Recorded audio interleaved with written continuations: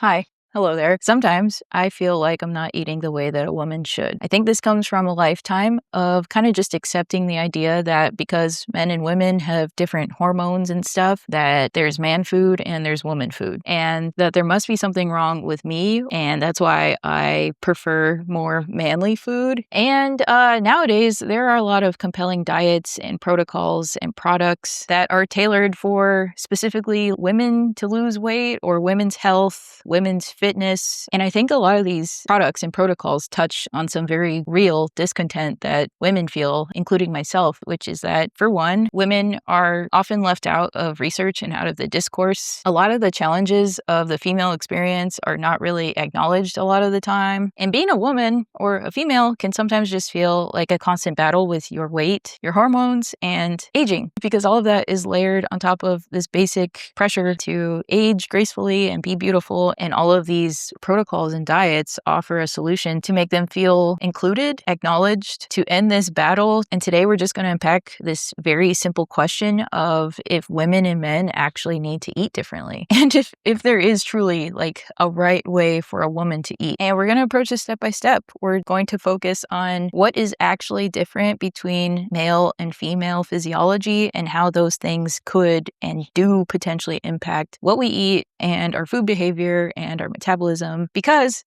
there are a lot of sex differences, but I think that these differences are greatly exaggerated to make us think that we're like gas and diesel engines and that we need totally different fuel. But I don't see it that way. I think of us as like two different cell types within the same body. For instance, if you think of a brain cell and a liver cell, they're totally different cell types, but they have to utilize the same nutrient pool and they're adapted to do so. So if you're interested, stay tuned and we're going to get into it. And if you'd like to support the channel, then please like and subscribe and leave a comment, maybe that you're hungry for more information. But okay, let's get into it.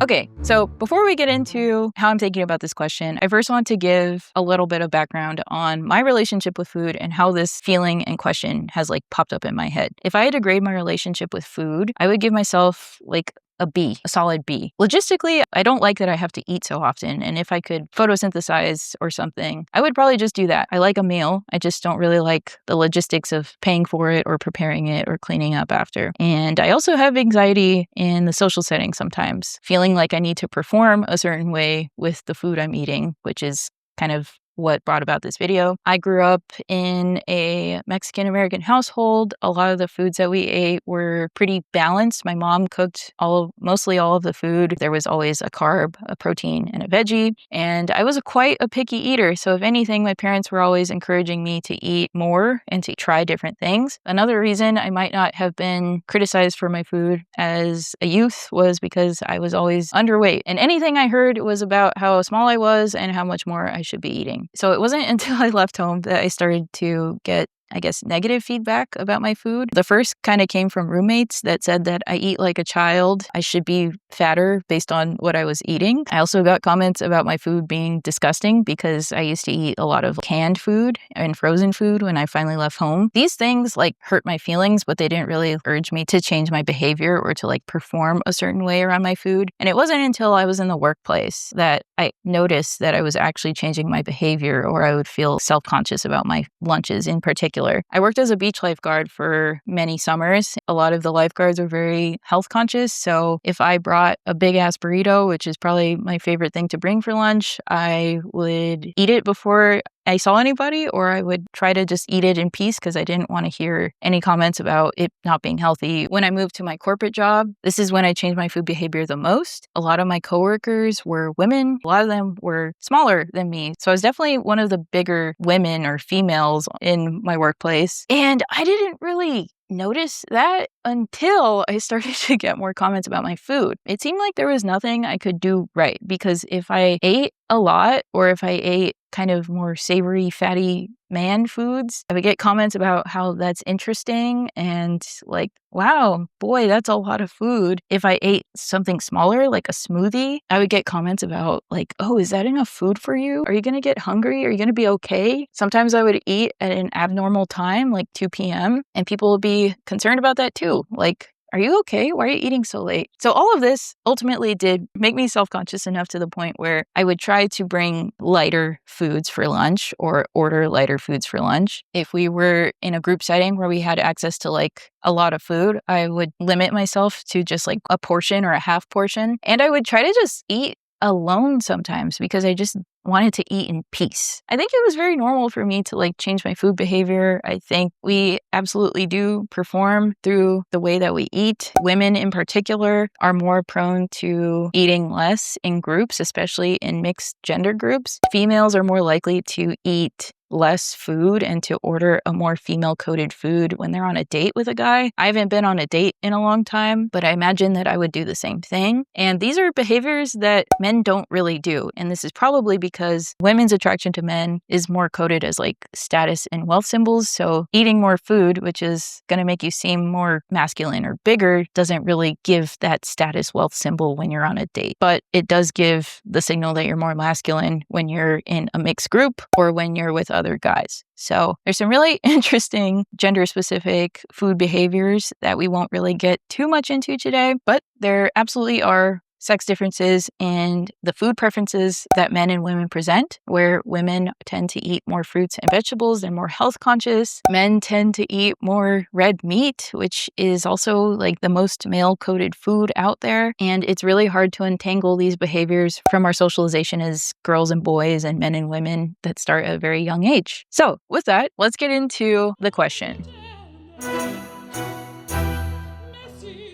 So we're going to address this question as best as we can from a biological perspective. And here's how I want to approach this question of if men and women need different foods. First, nutrition, in my view, is broken down into two main things, which is nutrient acquisition. So the amount of food that you need and the types of food that you need, which are macronutrients and micronutrients. The other part of nutrition or metabolism is how we actually use those nutrients. And we'll be looking at these questions through the lens of the main sex differences, which are sex hormones, menstrual cycles, body composition, and pregnancy. But let's not forget that age, activity level, sleep, stress, and other things also influence nutrition and metabolism. So the first question is if and how sex influences energetic demands, meaning do men and women actually need different amounts of food? And the answer is yes, as you might imagine, but this isn't driven by sex per se. This is driven by your basal metabolic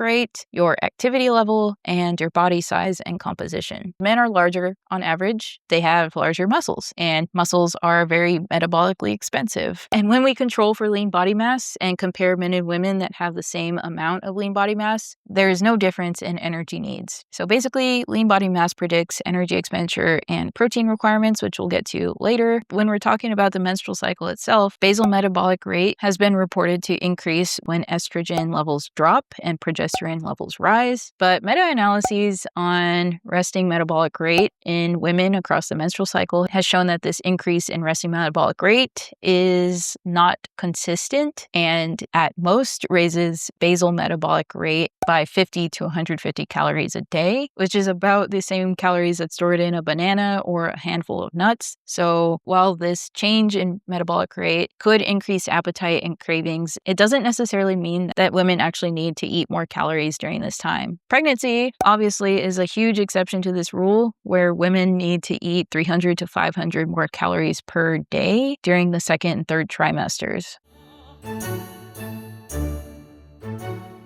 So next, let's talk about macronutrients, fat, protein, and carbohydrates, which kind of split up into sugar and fiber. And then we'll look at the differences between how females and males process macronutrients differently. The general breakdown is that protein should make up 10 to 35% of your daily calorie intake, fat is 20 to 35%, and carbs are 45 to 65%. Those are huge ranges, and they should cover a lot of different activity levels and needs between both males and females. In a massive study looking at the UK bio biobank, which is a data set of over 200,000 people, men were more likely to not meet their protein needs, polyunsaturated fats, and carbohydrates for a given day. And women usually ate more than what was recommended for total fat, saturated fat, and sugar. And both men and women fail at meeting the daily fiber recommendations, which is about 25 to 30 grams per day. As you're probably aware, females are fatter than males, and this is mainly driven through sex hormones. So while males have more testosterone, this drives them to store and utilize more glycogen, which is a lot simpler than what women do, which is that we store and handle a lot more lipids. And this whole orchestra of fat utilization and storage is driven by estrogen, which enhances the lipid handling capacity of subcutaneous fat, meaning that subcutaneous fat can store safely a lot more lipids and also make them readily available under certain conditions, like during exercise. What I find super fascinating, and I actually wasn't aware of until I did research for this video, is that during endurance exercise, it's really well documented that females will oxidize fat preferentially as fuel, and men will rely more on carbohydrates for fuel. So at the same relative exercise intensity, women are burning a higher proportion of fat, and men are burning a higher proportion of carbohydrates. I've also heard the claim that women have a lower RER or use more fat during the luteal phase, but this is largely inconsistent and not really substantiated when you look at the larger body of data. The shift to fat utilization seems to be mainly, if only, in the context of endurance exercise. I think the natural question that arises when you hear that men use more carbohydrates and women use more fat during exercise is if women need to eat more fat and if men need to eat more carbohydrates. And while that theoretically makes sense, this is not the case because both sexes are metabolically flexible and we utilize what's available at the time because we're programmed to store these nutrients in different ways, and therefore we're also programmed to utilize these nutrients in different ways independent of the inputs, as long as they are actually meeting adequate levels in the diet itself. If we bring it back to the cell type analogy of brain cells and muscle cells, brain cells, at least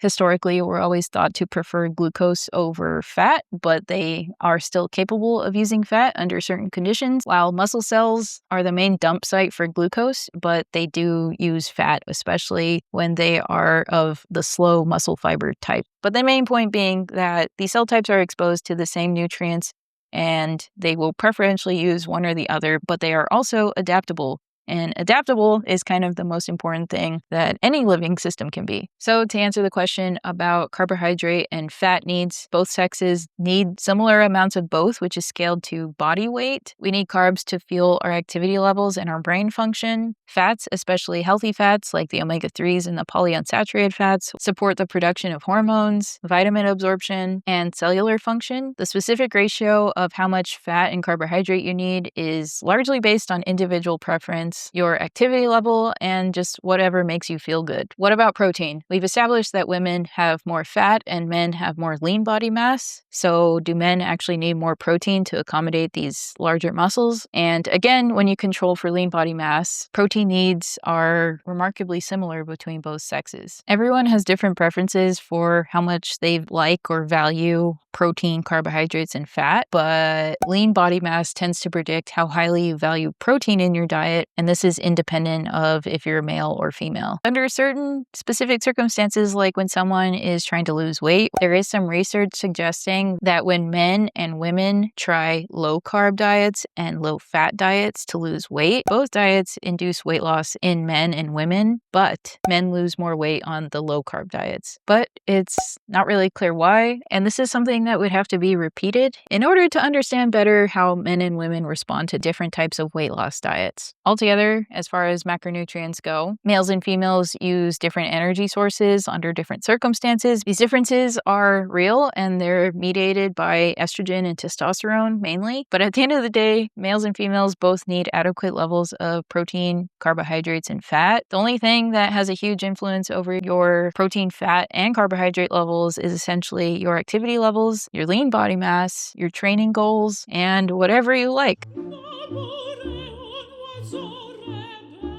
When it comes to micronutrients, I think this is the area where males and females differ quite a bit. Because females go through menstruation, they need a lot more iron to accommodate the blood loss. The recommended daily allowance of iron for men is 8 milligrams, and this is 18 milligrams in women. I don't think that this means you need different foods. I think it just means that you have to make sure you reach these levels in some capacity, whether that's through supplementation or eating iron-rich foods. And pregnancy, of course, dramatically increases micronutrient needs, and folate is critical for fetal neural tube development. Pregnant women also need more iron, calcium, vitamin D, iodine, and B vitamins. All of the B vitamins. One thing that people tend to forget, including myself, is that under different metabolic circumstances, such as pregnancy, there are also a number of adaptive mechanisms that enhance the absorption of nutrients as well. The small intestine, for instance, will grow and increase its surface area in order to absorb more nutrients. Food will move more slowly through the digestive system, which gives more time for the mother to extract more nutrients. And mineral transporters, which are proteins that shuttle minerals from your gut into your body, will increase in number. And if you actually aren't getting enough calcium in your diet, your body can actually mobilize calcium from your bones in order to meet the needs of the fetus. But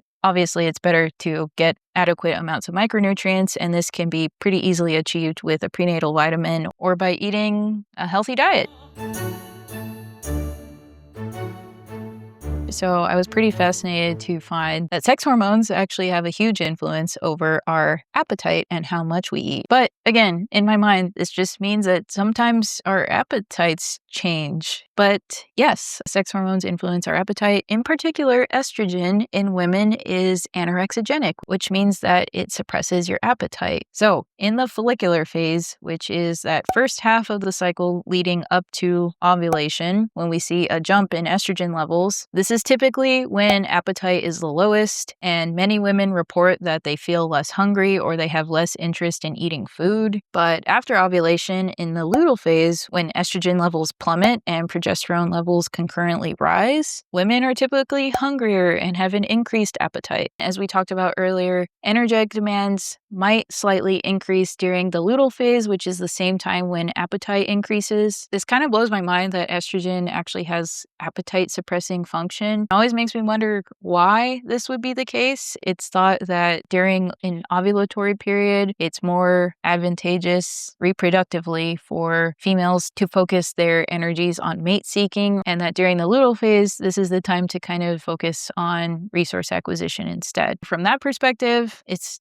interesting, but I still don't think that it dictates how females need to acquire nutrients or that they should be doing it differently. Not to mention that there are a lot of other things that influence our appetite to a similar or greater extent. Sleep deprivation, stress, anxiety, activity levels, what you ate for your last meal, and other psychological and social factors. I kind of touched on this earlier, but the way that we consume food and nutrients in our food behaviors change a lot depending on our social situation. People will tend to eat the amount of food that they see other people eating in a group. Also, the labeling of foods will impact our hunger and how much we eat. If things are labeled as healthy rather than indulgent, it won't be as fulfilling or satisfying, and we'll actually eat more of the healthy thing. There's an interesting study where 2 identical breakfasts were either labeled as indulgent or as sensible low calorie, and the one that's labeled as indulgent made people feel fuller even though both groups had the same levels of satiety hormones in their blood. There's also field observations that show when diners are served by a heavier wait staff, they'll order 4 times more desserts and more total items compared to if they were served by a thin wait staff. And independent of your sex, you are going to be judged by both males and females as more feminine if you eat less and if you eat healthier meals, and you're going to be judged as more masculine if you eat more or kind of more masculine coded meals. If you're already a thin and traditionally attractive female, I think you have a lot more leeway to eat more masculinely than someone who does not fit that model. And I would call this the cool girl effect, but in scientific studies, it has been found that when a normal sized or thin woman eats more or is a big eater, she's judged as more socially attractive than an overweight female who is eating any amount. Because even if you are trying to appear more feminine, leaning more towards a healthy or more feminine diet can also bring on negative connotations too, like being too picky or neurotic. Altogether, there are a lot of things that influence how we eat, what our nutritional needs are. And I think out of all of these factors like age, activity level, body composition, sleep quality, genetics, family history, I think sex does impact our metabolism, but I don't think that sex outweighs any of these other factors to the point where women need to eat a certain way. So to answer the question, no, I'm not eating wrong for a woman. I might be eating wrong for a human being because I don't eat the healthiest all the time, but my tendency to perform like a feminine eater is just that. It's just a performance. So just to summarize everything we've talked about, first, there's energetic needs. These are different between females and males, but this is not dependent on our sex. It's more dependent on our lean body mass in particular. There are some normal fluctuations that occur during the menstrual cycle, but they are moderate. For macronutrients, males and females have the same needs. We process them a bit differently in order to store more fat as a female and have more muscle as a male and preserve those tissue depots. But really, the only macronutrient that changes is your protein level, and that is mainly dependent on your lean body mass and your activity levels and goals. Micronutrients, this is where males and females differ, where women need a lot more iron, and pregnancy requires a lot more micronutrients in order to grow a baby. For appetite regulation and our hunger, hormones do influence appetite, especially estrogen, and again, this tends to fluctuate over the menstrual cycle, but it does not necessitate different nutritional inputs, and appetite and hunger and satiety is regulated by a lot more factors than just our hormones alone. And I don't know about you, but when I come across food or diets or content that is gendered and is promoting different protocols or recommendations for men and women, there's some red flags that pop up, because I don't doubt that there are differences between females and males and that females are not as well studied in the literature as males. But this is not acknowledging how much work has been done on females and how much we actually do understand about the differences in physiology between men and women. But when I see a real scientific finding of a difference between male and female, this tends to get over-exaggerated. And when it's exaggerated, this creates a problem and suggests that a female is eating wrong because her biology does X, and also plays on the emotions of it by saying the research has ignored you, no one has told you this before, and that's why you feel bad. So this product or protocol is a solution to this problem and promises that this protocol is going to honor your biology as a woman. And while it might, it's also unfalsifiable. If the product is not working for you, then the seller can just say that you weren't doing it right, or you need more tailoring to your gender, or basically any excuse to say why it's not working, which leaves us in the same spot that we were before we were introduced to these gendered diets. Not to mention that a lot of the products, like high protein female yogurt or women's focused diet protocols, don't actually have any groundbreaking information or ingredients that differ between genders. It's usually just a healthy recommendation that would apply to both males and females. And in the future, I'm considering doing a video where I address the claims that are promised in women's specific health and diet protocols. So if you're interested in seeing a video like that, then let me know. I've started to look into some of these claims and the associated studies, and I think it would just warrant its own video. This is a very fascinating topic for me, and I hope it is for you too. So if you enjoyed this topic and would like to support me and this channel, please give this video a like or comment, or consider subscribing to the channel. And with that, I will see you in the next video. Thank you for watching.